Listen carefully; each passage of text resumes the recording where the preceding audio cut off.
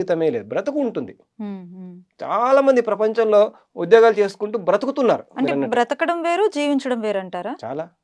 ఏమిటి కోటి తేడా? రెట్లు డిఫరెన్స్ ఉంది. బ్రతకడం అంటే కేవలం శరీరం కోసం బతకడం. ఒక హ్మ్. జంతువు ఏం చేస్తుంది? బ్రతుకుతుంటుంది. పొద్దున్నే హ్మ్. లేసి వేటాడుతూ ఉంటుంది భోజనం కోసం. ఒక్కొక్క జంతువు దాని కోసం వేటాడుతుంది. పక్షులు గింజల కోసం వేటాడతాయి. క్రూర మృగాలు మాంసం కోసం వేటాడుతూ ఉంటాయి. వాటి కడుపు నిండిపోయింది, అయిపోయింది. మనము కూడా పొద్దున్నే లేసి ఉద్యోగానికి వెళ్తున్నాం. దేనికోసం? భోజనం కోసం. కూటి కోసమే కోటి విద్యలు. బ్రతుకుతున్నాం. వచ్చేసింది ఉద్యోగం, సాలరీ వచ్చేది. అందులో హ్యాపీనెస్ ఉందా? ఆనందం లేకపోతే బ్రతుకుతున్నట్టు. ఆనందంగా, ఆత్మవిశ్వాసంగా ఉంటే అది జీవిస్తున్నట్టు. క్వాలిటీలో చాలా డిఫరెన్స్ ఉంటుంది. కోటి రెట్లు డిఫరెన్స్ ఉంటుంది. 99% మనమంతా బ్రతికేస్తున్నాం. నాకు ఇల్లు కావాలి కాబట్టి ఉద్యోగం ఉండాల్సిందే. ఇక్కడ ఉద్యోగం లేకపోతే నేను ఇల్లు కట్టుకోలేను. అంటే కండిషనల్ లైఫ్.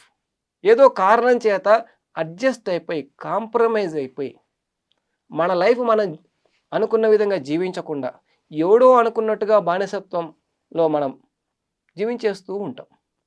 తప్పనిసరి. జంతువులు గూడా అలాగే బతుకుతున్నాయి. మనం గూడా అలాగే బతుకుతున్నాం. తేడా ఏముంది? జంతువులు పిల్లలు కంటున్నాయి. మనము పిల్లలు కంటున్నాం. తేడా ఏముంది? జంతువులు తింటున్నాయి. మనము తింటున్నాం. తేడా ఏముంది? జంతువులు పడుకుంటున్నాం. మనము పడుకుంటున్నాం. తేడా ఏముంది? జంతువులు చేసినవన్నీ మనం చేసి అవి మాత్రమే చేస్తే మనం బ్రతుకుతున్నట్టు.